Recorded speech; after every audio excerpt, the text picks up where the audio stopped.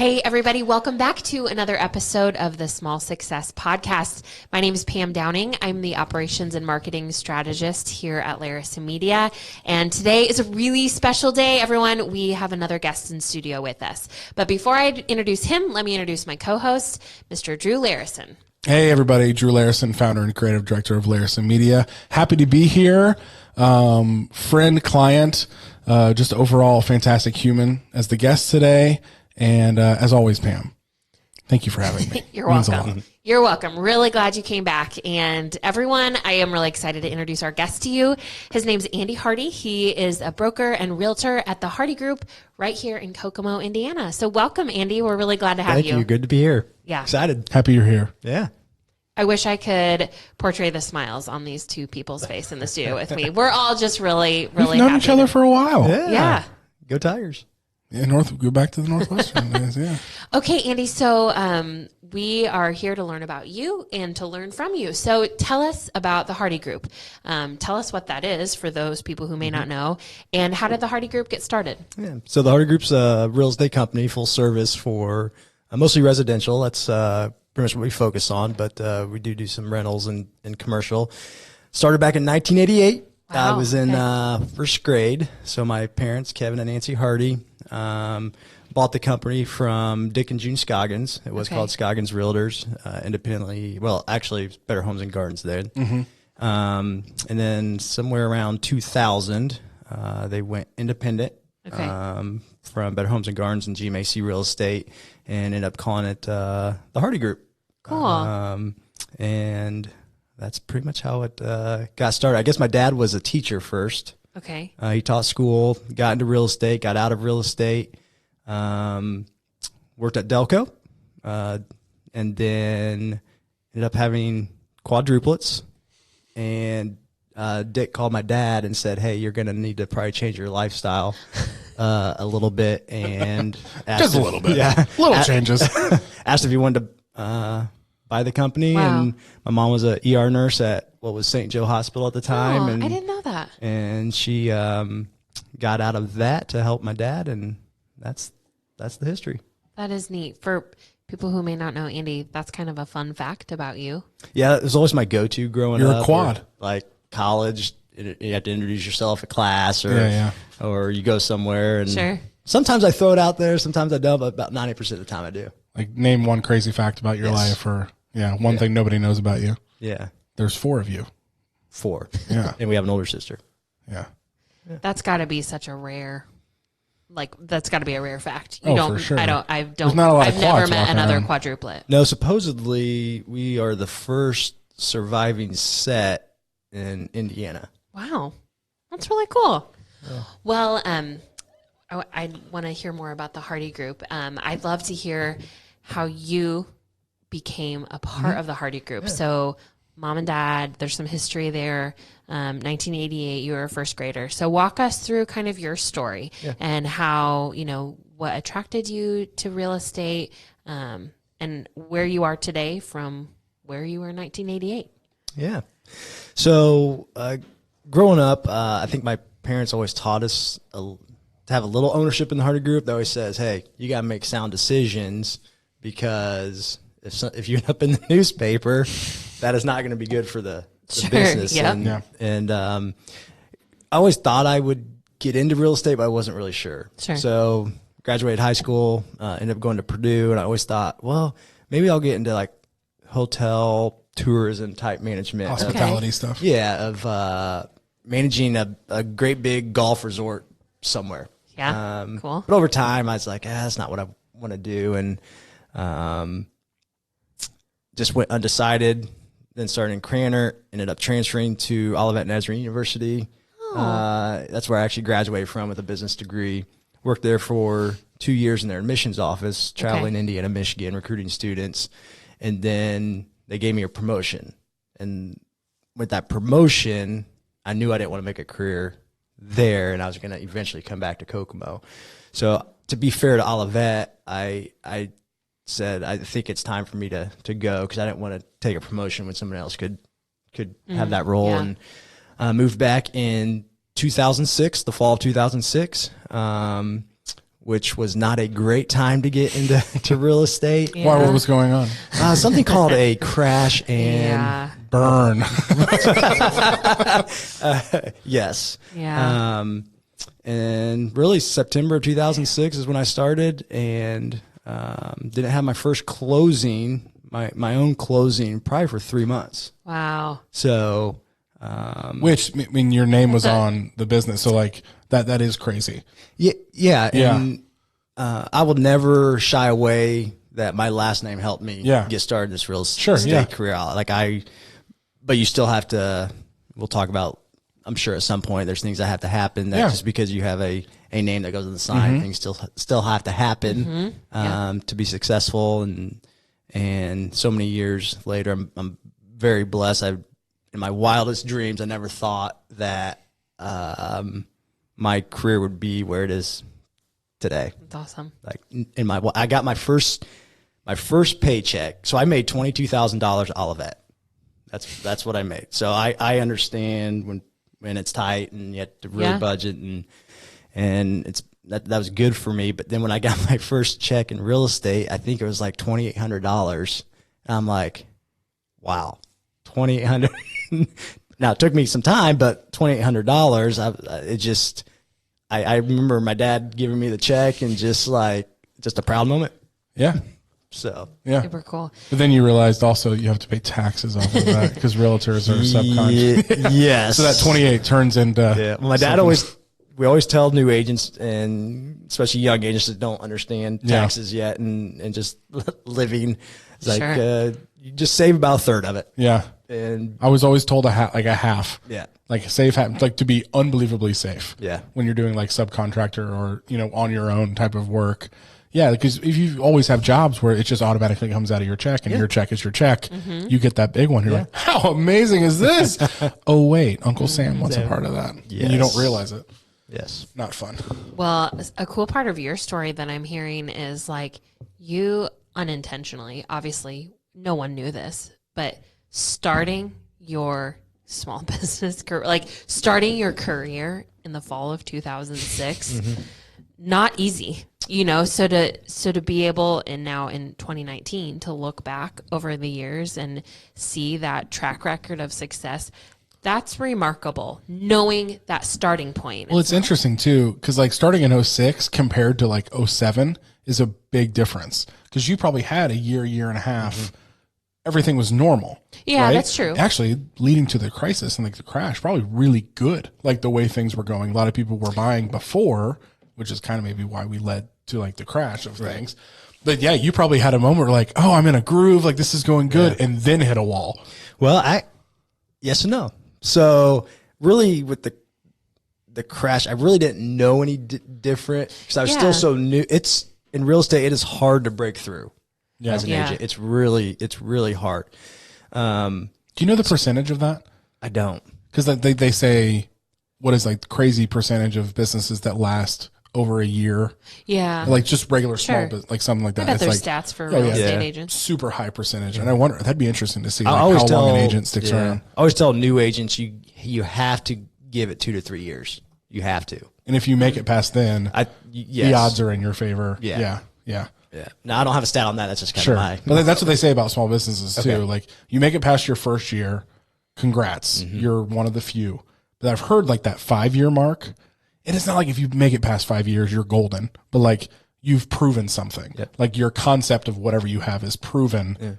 You go from there. But like in my head, realtors and agents are the same type of thing. Yeah. So going back to the crash and the recession and everything, I think in my first full year, I did about 3 million in volume, and I didn't know any different. Like my dad said, that's really good. Like I didn't know. Sure. And I improved every year except for the first year I did not exceed was the year Gracie was born. Now that's not Gracie's fault. Something happened. Like I don't know, but what year was that? Time. She's 5 years old, so 2014. Same as Ellie. Yeah. So I think through the recession, you had to grind, Like, I think in the summer, it might have been like 2010, there's about 1,000 active homes in Howard County on the market. So to give you some perspective, the last 2 summers, active homes in Howard County was anywhere from 260 to 310 homes. Oh, wow. So those are, you call the recession a buyer's market. You call right now a seller's market. So I've been doing this long enough that I can say I've sold Done both. Yeah. in both markets. And I'm 38. The average realtor age is 55, I think. Interesting. Nationwide. So I'm still considered A youngin'. pretty young for Yeah. the real estate Yeah. industry. That is, I guess that is true. I mean, during that crash, a lot of real estate was purchased. Yeah. Yeah. So a lot. Now it was insanely discounted, you know, or Sure. not discounted, but lower than what it was. But yeah, I mean, that's a fantastic time to buy. Yeah, a lot of investors Yeah. got in the game. I mean, it's People made a lot of, ironically enough, people made a lot of money yeah, during like the yeah, crash. yeah. Your heart breaks for the people that lost homes like Yeah. that. Yeah. You never want anybody to go through that, and which has impacted millennials and younger buyers now because Yes, they saw their to this parents lose day. their house and they want to rent. And there's a fear there, and it's really every market's different, every city's different. It's very dynamic. It's always changing. Right now, it's a good time to be in real estate. I feel like there's a change coming. I sense it. I can't prove it. I think next year will still be good. 2020 from what economists say in real estate. It's after that I haven't really seen what. There's some level of anything an economist says, like, is it just a crapshoot? Yeah. Like, there's nothing, no one knows exactly what the market's Nope. going to be like. I mean, true. we could go to war tomorrow, and that changes everything for everybody. Which, I mean, honestly, to prove that, look how much of a shock '08 was. Like, there were only like a handful of people that were really throwing warnings at people like, no, there's something horrible is about to happen. Yeah. I love that movie, The Big Short. And they're like, it's extremely accurate the way they tell the story. Steve Carell? Yes. And but like, there were only a handful of people, Yeah. which that was, the government was hiding a lot of things Yeah. to make it not crazy. But you can only take so much for like what you hear on TV from the crazy guy yelling about stocks. You can only take so much of that seriously. Yeah, and I think every market, any type of sales, I think the market changes. You just have to kind of adjust your sale and maneuver and adjust. Yeah. That's probably we Drew and I kind of have sales on the brain right now. That'd be a great conversation to have with you about maneuvering and adjusting and kind of you're a chameleon in a way. Yeah. In a good way. Yeah. You don't know this yet, but you're on my short list. We're in the middle of. Is that a short means joke? good thing. Is that a short joke? Someone's sensitive about that, though. No, we're starting a new internship program here with like some IUK kids, and like it's going to be sales and marketing. And you're on my list of people I want to come and like talk to them and give them like some sales tips and tricks. So, Love to. Yeah. We will listen in on that too. Yeah, we're pretty excited. Okay, so thinking about the Hardie Group specifically, I'd love to hear what makes, well, I guess a twofold question. What makes you unique as an agent, as a broker? What makes the Hardie Group unique as a business? I think for me personally, I really feel called to what I'm doing right now. So I'm a lover of Jesus, and I think I've always had a servant attitude, even growing up, and I just love to serve people. Yeah. I think I care and just love people. Yeah. I remember when I was in real estate school getting my license, and I was trying to think of like a branding line or just if something so cheesy, like you would have been so disappointed. I would probably love She it. loves I love the cheese. cheese. Well, it was something about, I can't even remember, but I remember I can remember it to the day, just remember laying in bed thinking, why am I doing this? Like, what's my why? And it's to change lives ultimately. So, I use changing lives one home at a time. because everybody is different. Everybody's situation is different. Everybody has different goals, between a first-time home buyer, somebody that's lived in a house for 40 years, to the forever home buyer. A divorce situation, somebody lost a child. The ones I actually love the most, or it's sad, but is when a spouse has been married for like 40 years and their spouse passes away. Especially with women, they're almost lost because the husband was always there to guide them and everything, and to just partner with people and grab their hand. I'm going to get emotional. Woo. Grab their hand and help them through stuff like that. You can't pay me enough to help people do that. Yeah. Now, I'm blessed that I get paid to serve and help people. Sure. But it's every transaction, everybody's different. And you mentioned chameleon, which I think you almost have to be, whether you deal with an engineer. Yeah. Which my personality is not all numbers, or somebody that's so free out there. Hey, I don't know. You kind of have to rein them back in. Rein them back in. And I think that's what I can adjust in that way and help. And I think that's what's made me, other than just hardworking and grinding it out, has made me a good agent. Yeah. I've never really thought about that before. We talk to small business owners all the time, and a lot of small businesses have like a really specific niche, like they create a product, or they create a certain type of food, and the people who purchase that product or who purchase that food there's some similarities there, but you're in the people business, and you're right. Engineers need a home, teachers need a home, pastors need a home, people who are in their 20s purchase homes. People who are in their 70s also purchase homes. Yeah. And I never really thought about that. Like, truly, that tagline, the changing lives one home at a time, it's true. That it really matters. It makes a difference. I'm hearing, too, how important EQ is. Yeah. Obviously, IQ is important, but like the emotional intelligence of your job is really important, because like you said, you get someone that comes in like, this is my budget, this is exactly what I want, find this. And then you get somebody like, that sells umbrellas by the beach, and they said, I don't know, like $500,000 home. And you've got to work with every one of those people, find out how they tick, what makes them tick, and how to communicate and work with them the best way.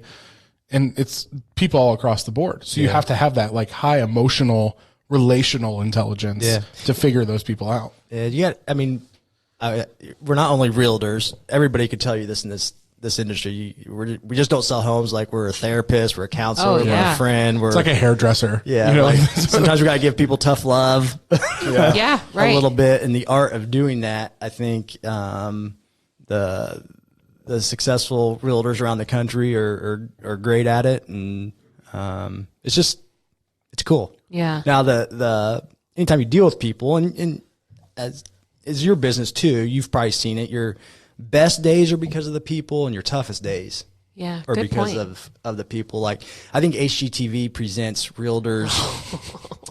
It's not a good thing. Like, go show 3 homes and make this much money and everything. Here's 3. You take a pick. Yeah. But we're done here. One day of showing. These are the ones you have to pick. Yeah. I have shown one house before, and somebody's written an offer, but then I worked with some people for 2 years to find a home. But the good realtors that truly care, it's hard not to take a home. Like, I think being a good real estate agent, it's almost a way of life a little bit. It's the toughest thing for me is I might be going ahead here, but is not to take my work home, like to be dad and husband. But it's hard to let go, because homes, it's the biggest investment for just most people. Stops, it doesn't stop.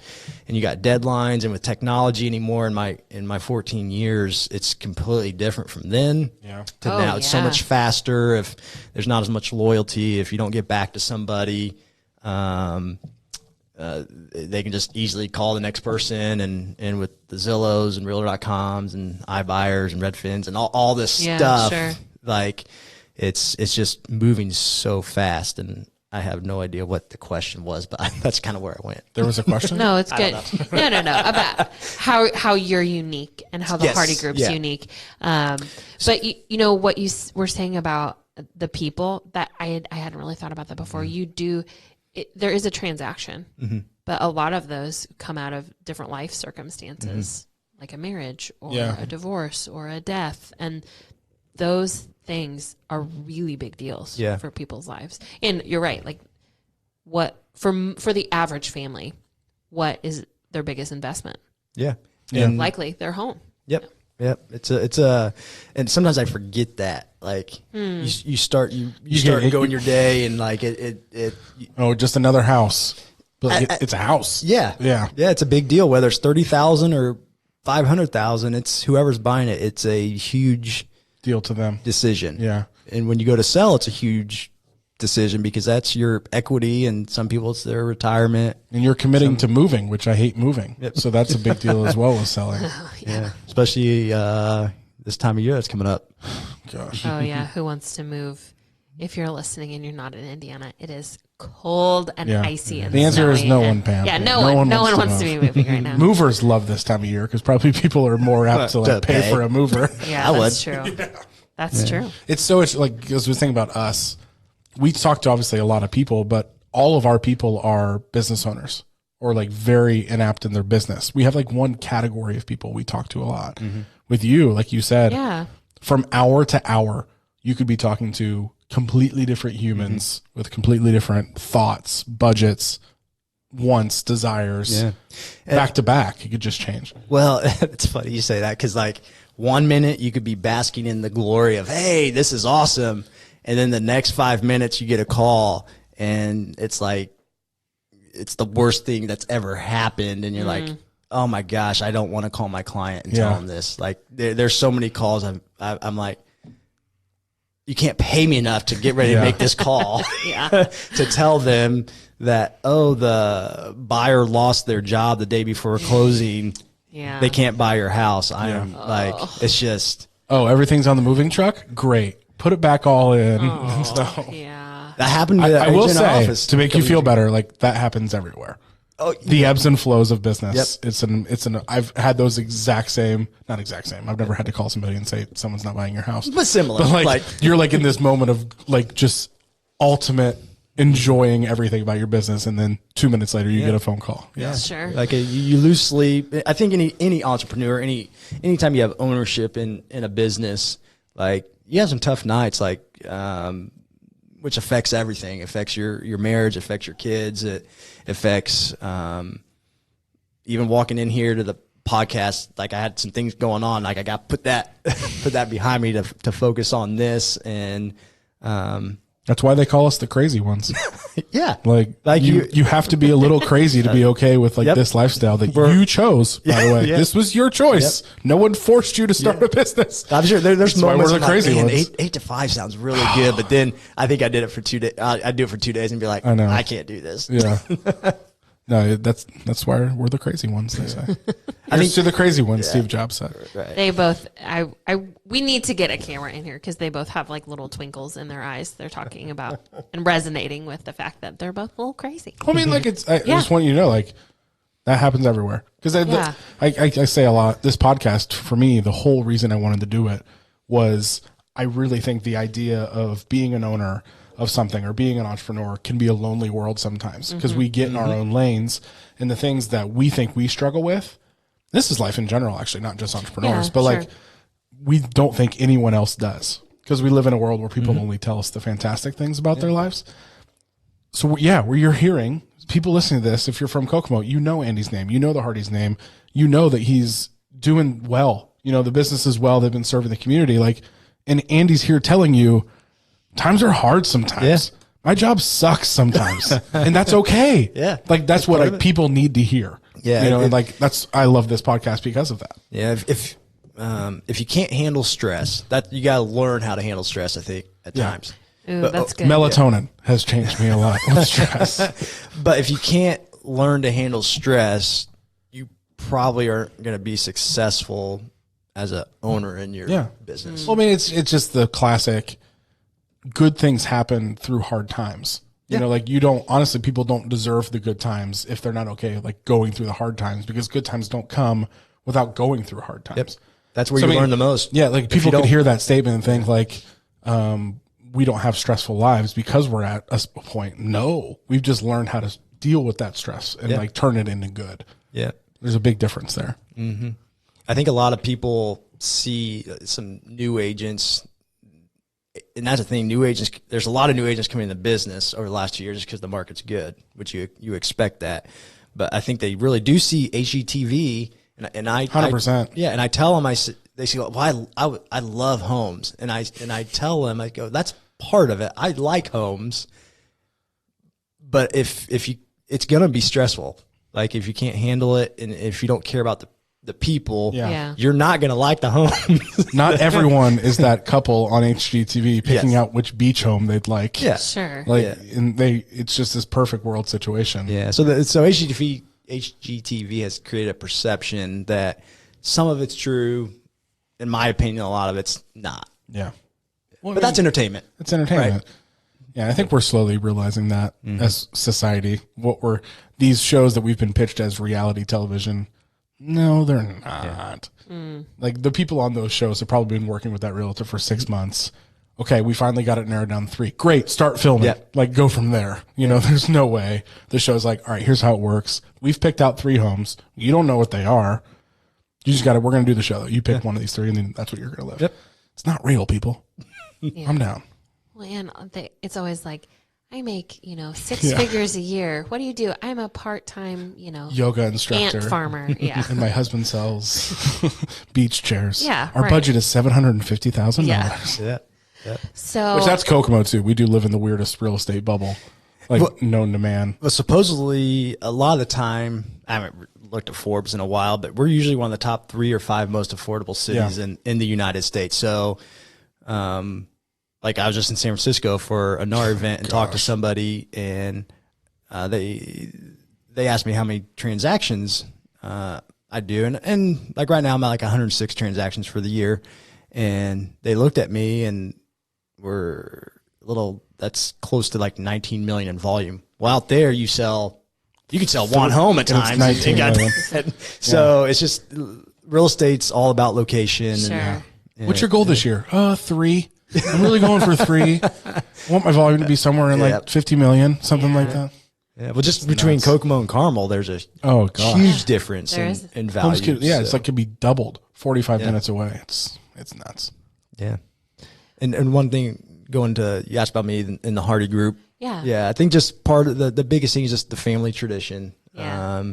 Just family atmosphere there. My mom and dad, Kevin and Nancy, are some of the greatest, most kind-hearted people you will ever meet. It's true. Big facts. Yeah. And I think that's probably the biggest reason why the Hardie Group has succeeded is because of the leadership there.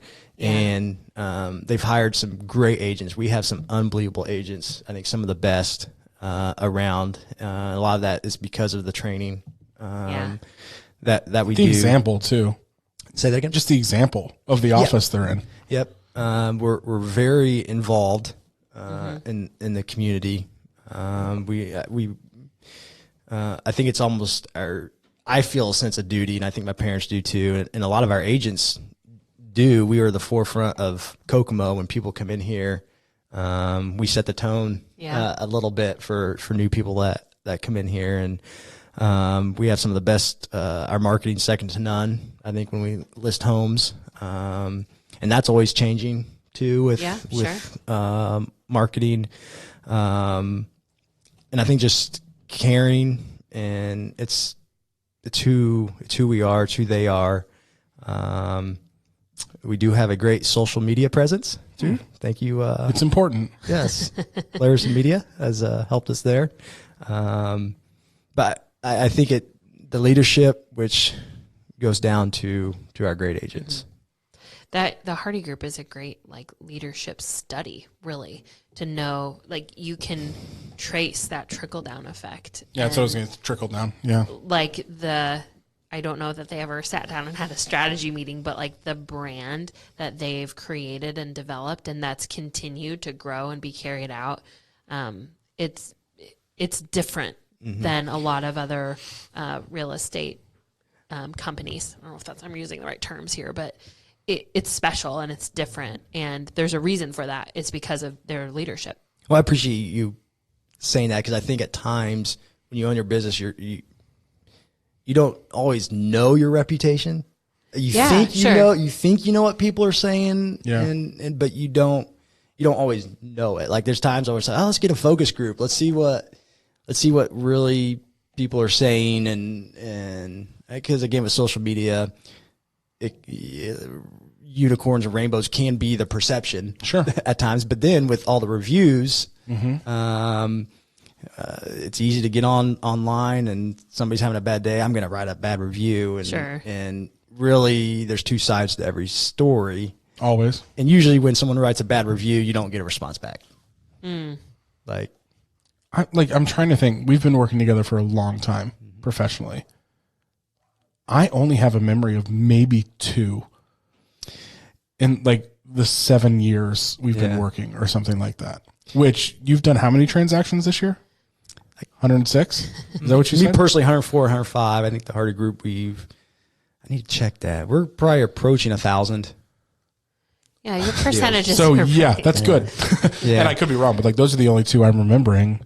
And if you're doing that many transactions and only 2 negative reviews. Yeah, I think we don't want to be a transaction company. We want to try to give a good experience, because that's what brings people back. The loyalty part is when you have a good experience, you're gonna go back to what you remembered as good. Yeah, at the conference this last weekend, the VP that got Harley Davidson out of almost bankruptcy in the 80s, which I didn't know that was a thing, but called it delight. Like the things you delight in, you go back. And so that's what we're not perfect at it. I've made mistakes. Other agents have made mistakes. But overall, we hope it's like a Disney experience. Yeah. You want an experience. Yeah. Yeah. And I like that idea. Somebody else, you're talking about that delight. I was listening to somebody else the other day, and they talked about like a successful business comes down to intentionally paying attention to the 5% of things that you don't do well, and are constantly watching that 5%. But like, I've also heard like that delight factor is just, it could be the smallest of thing. Yeah. You know what I mean? Like you give them like a gift at closing, you know, something like that could turn someone into just a person that did a transaction from someone who's like a raving fan that will just go crazy for you and be your number one fan. It doesn't take a lot, but like, I think businesses focus so much on just getting the transaction done. Sure. They don't have brain space to think about like that little tiny thing that could make a massive difference. Yeah. Cause I mean, our job is to get the transaction done. That's first why you hire somebody, but the experience is what you want. Everybody to have a good experience. And sometimes with that, like we've had to pay for things, and I forgot to put bar stools in a transaction one time. And so I bought bar stools. So, So it happens. Yeah. I just think with my parents and our community involvement, just our agents, that's makes the Hardie Group what we are. Yeah.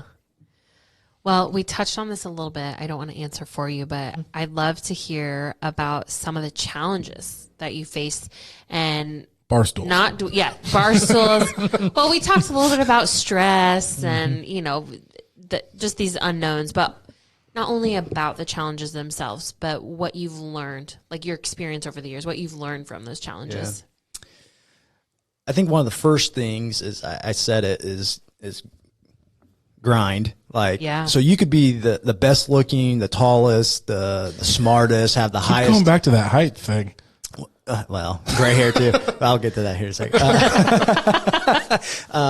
You could have the highest IQ and not be good at sales and people and stressful. So I think you learn to grind things out. And I think that's the first thing with what I've learned is just because you have a bad day or a bad month or even a bad 6 months, like you got to keep pressing forward. You got to persevere and it's the cliche of just never giving up.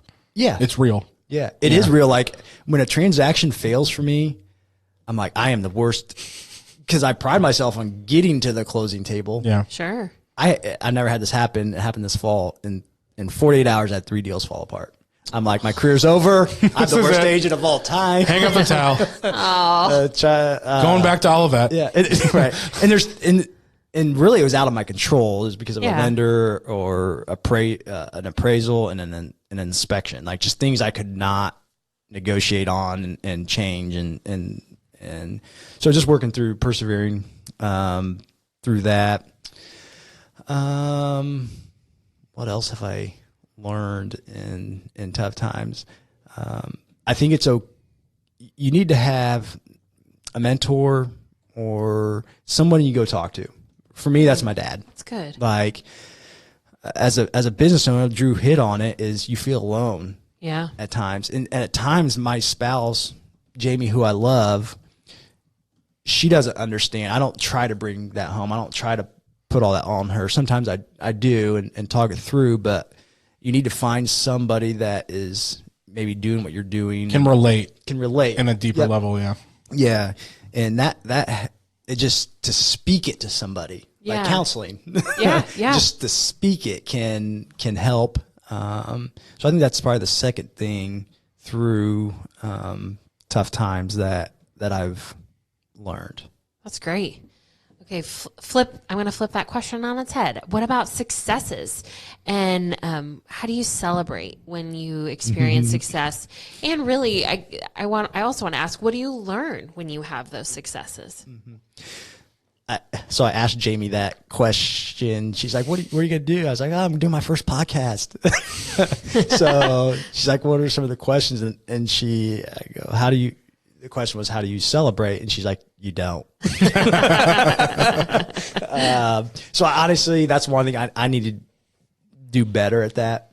I think it's hard for me to celebrate because, again, you always have that next person to contact, next thing to do. And my celebration's at closing. Like for me to see the client obtain their goal and achieve what they wanted, that's my celebration. Yeah. I know at the Hardie Group, we celebrate at the end of the year. A couple things we do is we rent out the ice skating rink, and then the thing my parents have always done since they've owned it is they get a big charter bus. We hop on it. We don't know where we're going. Yeah, secret dinner location. That's cool. Sometimes we play games and we just go and have a great time and then go back home. And there's some things along the way we celebrate with the agents throughout the year, but that's probably our largest, greatest thing that we do. But the honest answer is I need to celebrate more. Yeah. I wish I had an answer say I do this. That's becoming the common answer, by the way. Yeah. So don't feel bad. Yeah. For me to go celebrate. So last spring I was talking to some friends. I was like, I'd really like to play golf Friday afternoons. I think I maybe did it one time this summer. Sure. Just because there's so much going on. And I think the one thing with this business is you can let the business control you, or you can control your business. And I probably lean towards letting the business control me at times, which isn't healthy. It's not. At least you're aware of it. That's the first step, right? Yeah. A lot of people don't realize that the business is running them. Yeah. And especially your world. I was thinking this earlier, didn't get to say it. How crazy is it to think at one time someone did your job, agent, real estate agent, and cell phones didn't exist? Yeah. So that's hard. You're talking about things that your job is completely different from when you started. Literally think about your job, and the only way people got a hold of you were if they called the office. Well, I remember people calling. It's nuts to think about because your job is 24/7 now. Yeah. Well, I remember people calling our house growing up because before we didn't have cell phones and I can't imagine. It's crazy. Agents used to have to drive to other offices to pick up keys to go show homes, and you had to drive them back to 4 offices. Yeah. Very inefficient. Before the lockbox. Before the lockbox. Yeah. And that's not that crazy of a piece of technology. Yeah, the way that technology has improved. But also having the conversation, how do you find that line with Yeah. technology that you have, simply just a cell phone. When you're talking about like bringing business home, do you have a line where you don't answer back a text? Do you and you do not follow that line? Or like, you know, because that's important as well. Yeah, it is. It's also, you're in a client service world where like you have that desire, like you've expressed many times, you want to be serving that client the best you possibly can. Yeah. And tell me if I'm wrong. Did the golfing not happen because maybe you're worried about like clients seeing you golfing? And that's part of it too. Like I won't post anything. Like I used to play softball. Yeah. That's something I used to do. And if someone asked me, hey, I want to go see this house, I was like, well, I already have another appointment. They don't need to know what I'm doing. Sure. But honestly, a lot of time when I go play golf, I get bombarded with texts and everything. I can't fully enjoy it. Yeah. So, could you do something crazy? Like leave the phone in the car? His eyes just rolled in the back of his head, by the way. He passed out for a second. I could, but then my watch will kick off. No, just kidding.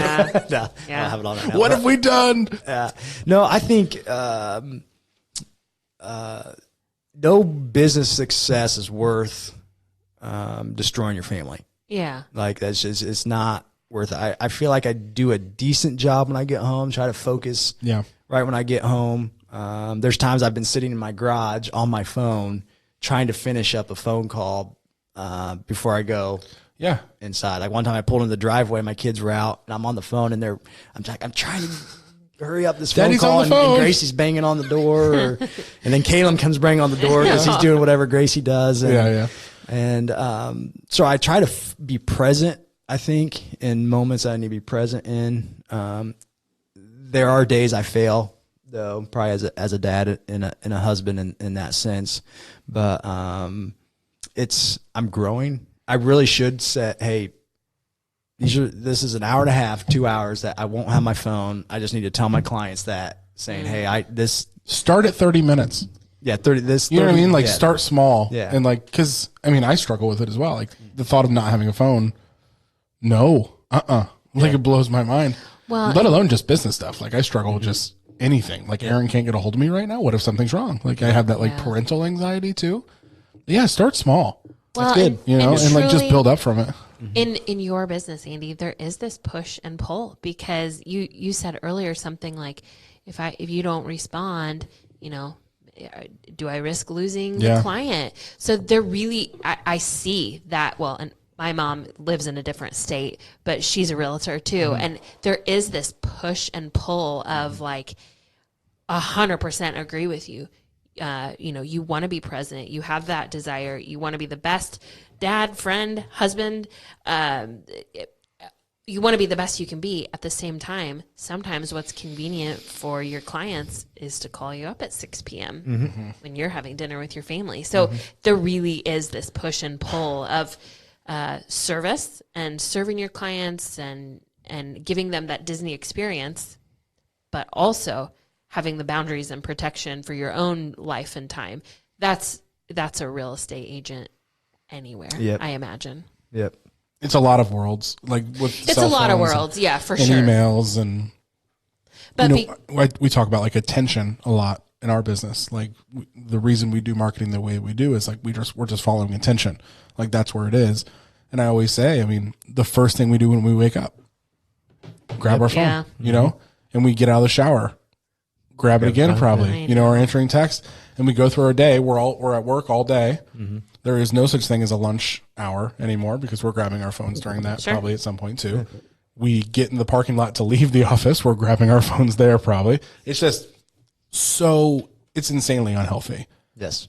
But at the same, it's such that fine line of what amazing power we have to do our jobs so much better, to build more, to do more.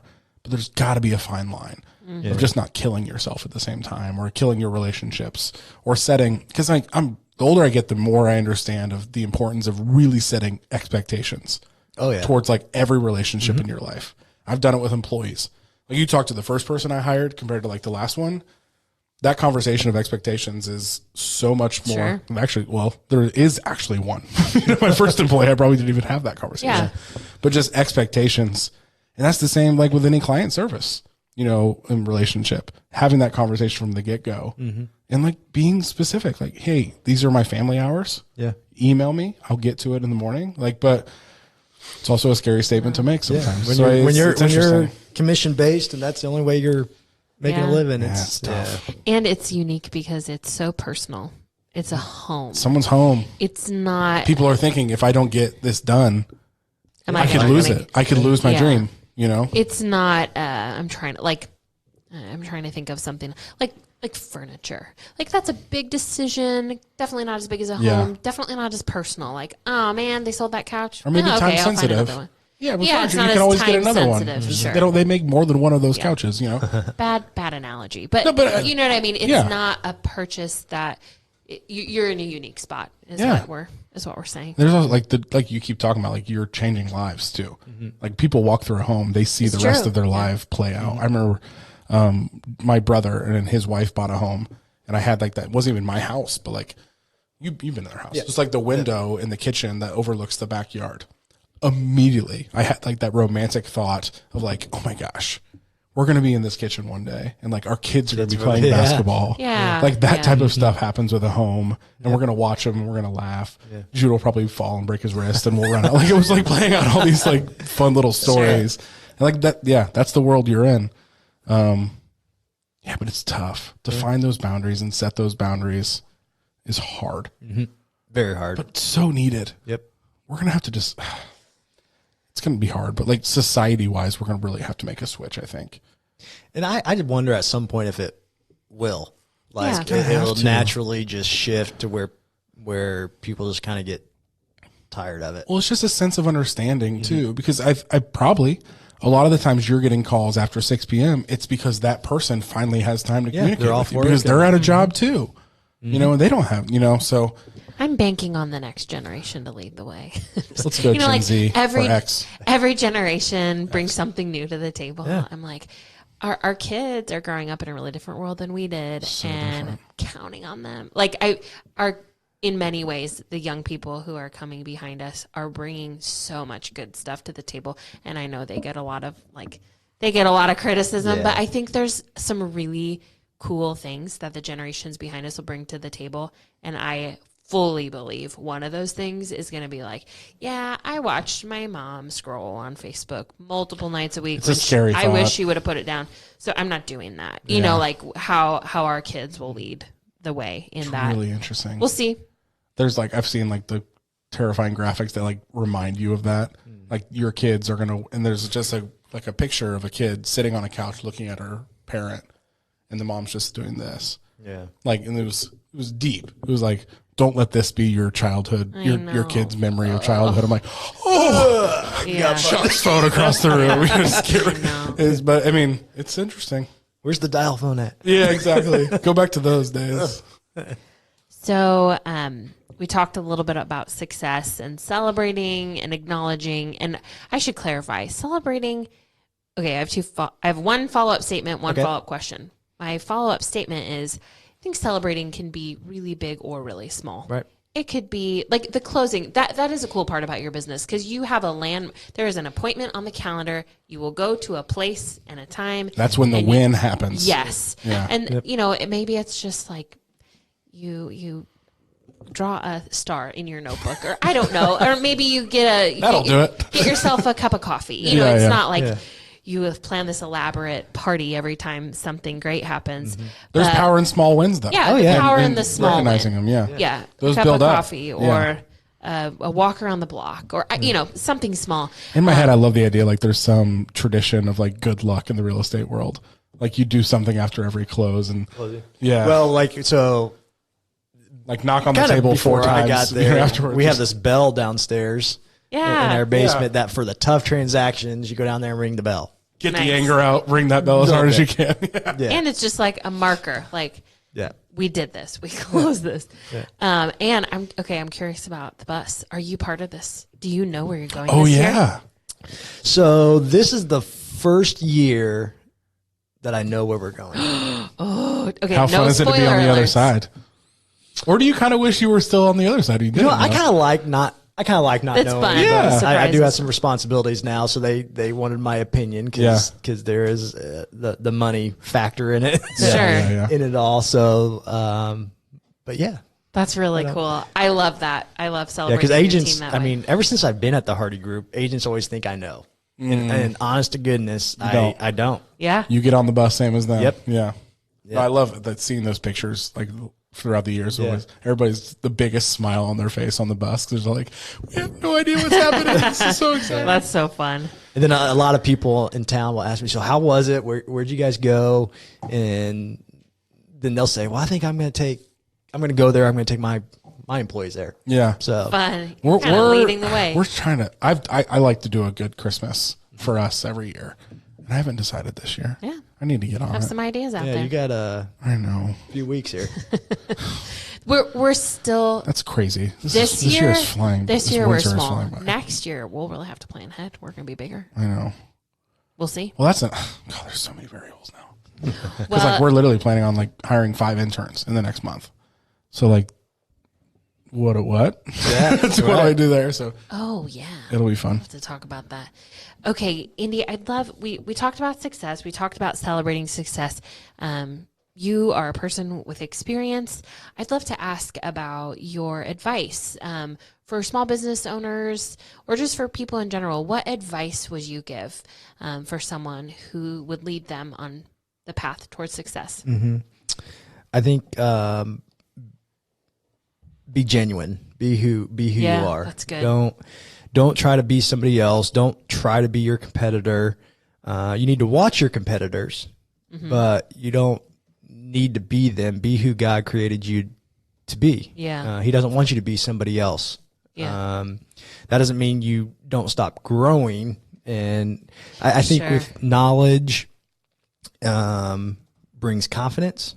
So kind of like we talked about, you got to get through the initial tough time to build that momentum to keep going. So I think you always got to be learning because things are always changing. So just keep learning and stay committed. Like when you get married, you give vows to your spouse till death do you part, all the way until the end. Both in marriage is a tough thing at times. You guys are married, you know that. Yeah. it's some. I can't relate. You're lying. My marriage is perfect. Drew's lying. I can relate. Yes. Yes. And it's just like a business. Like you got to stay committed to it through the ups and downs, and don't give up, and keep fighting, and expect to get knocked down. Like you got to expect things are going to happen. Yeah. That's good wisdom. I feel like social media, which, well, we love it. Yeah. Something happens where when you only see people's highlight reels, that can change your expectations of, okay, I'm going to start this business. Everything is going to go well. Yeah. I'm going to reach all my goals. And that's good advice to expect some setbacks. Yeah, I think you have to have habits because your habits will determine your future. Like, so if you don't have a game plan, if you don't, the top CEOs, the top people in this country, the president, whether you like him or not, or any president, they don't wake up and say, "Oh, what am I going to do today?" Their schedule is probably set for them every 5 or 10 minutes. Now they have somebody doing that for them, but you got to build some foundational habits, and every business is different. But if you build those and know what those are, that will determine what your future's going to be. So you know what the follow-up is to that.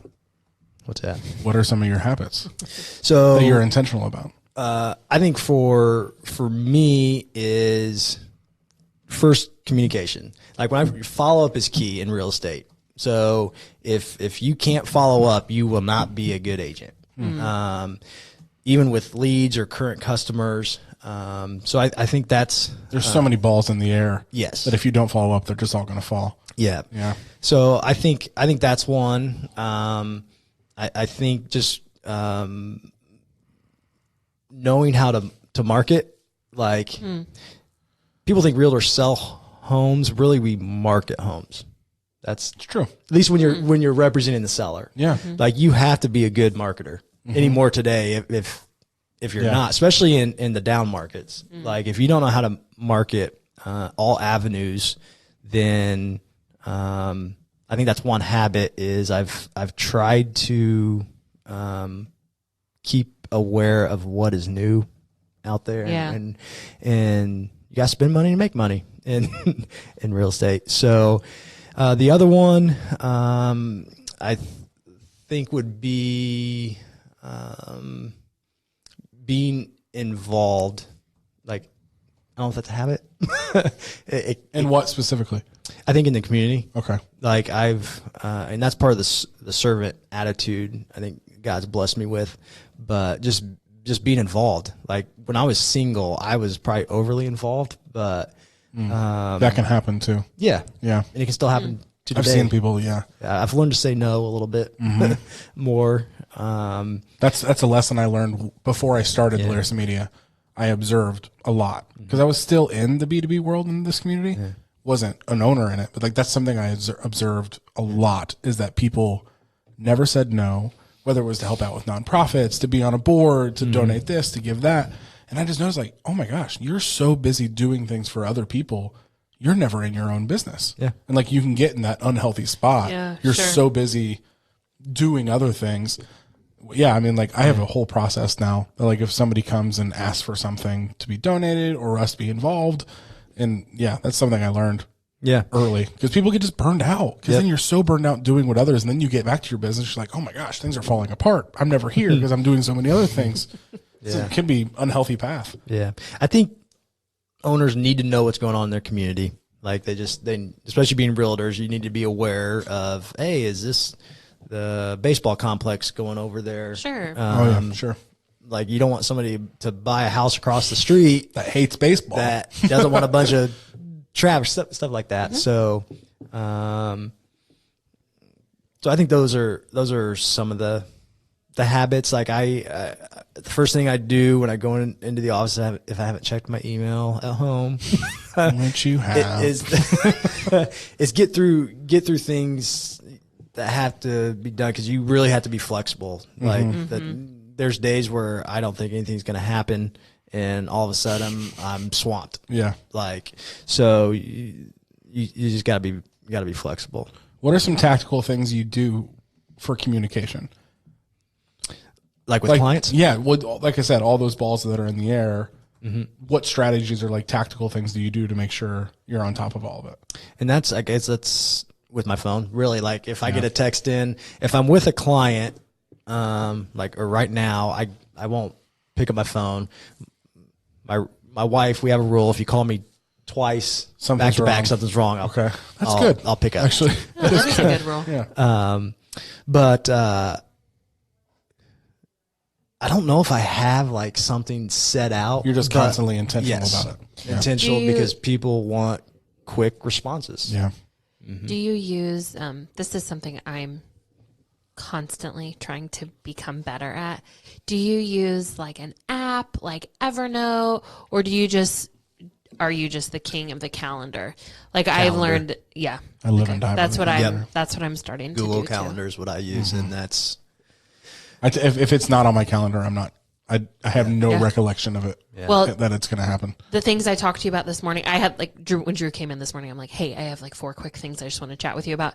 I put them all on my calendar last night at like 9 p.m. like as a brain dump. Like Yeah. I need to not forget any of these things because they're important, but I don't need to be dwelling on them right now. I need good sleep. Okay, calendar. 9 That's a.m. what I did. I've Talk heard to people Drew. too, like they email themselves and just leave it unread. I've done that. I think Yeah. I've done that before. I did that the other day for something. I forget what it was. Just always curious about like I people's forget what it was. It got done because it was an email, but now I have no recollection of it. just those best practices Yeah. for, because no one can remember everything. Yeah. There's no way you could. So Right. like, but how do you force yourself to make those good habits? Yeah. So very cool.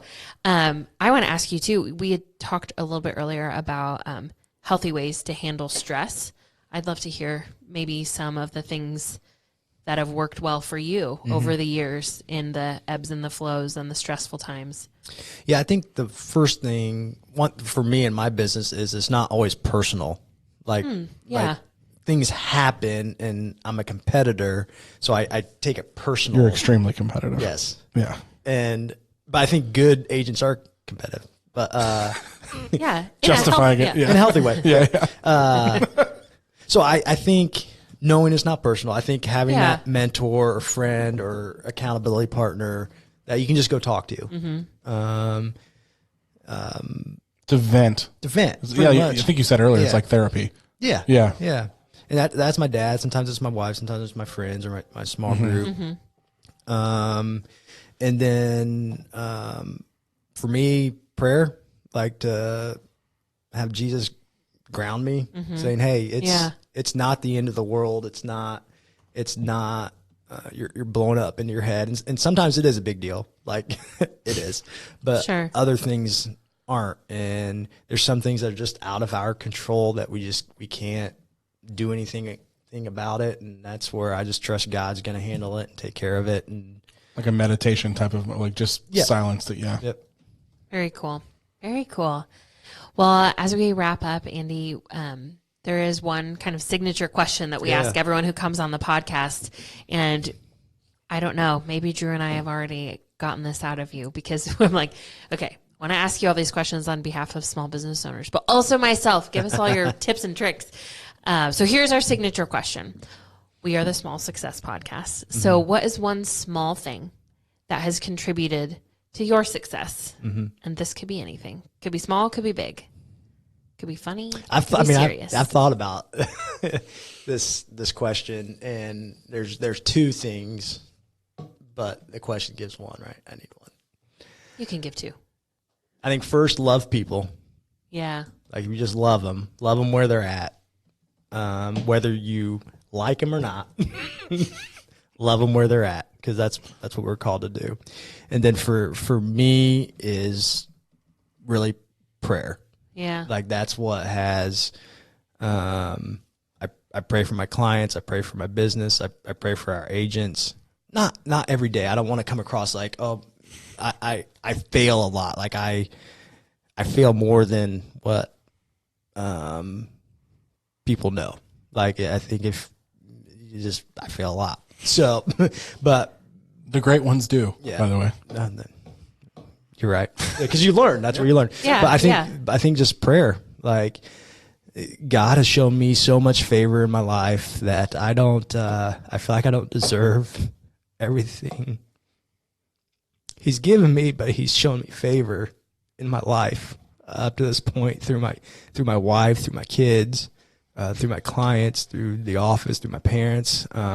It's just, and I pray to praise Him, and I pray to the tough times. Like, God, I need you. My client needs you, and sometimes, like, things don't happen fast enough like we want. But Sure. I think for me that is my tip. I'm a believer in Jesus. I don't know what everybody's listening, if you believe in anything or anyone, but I think meditate.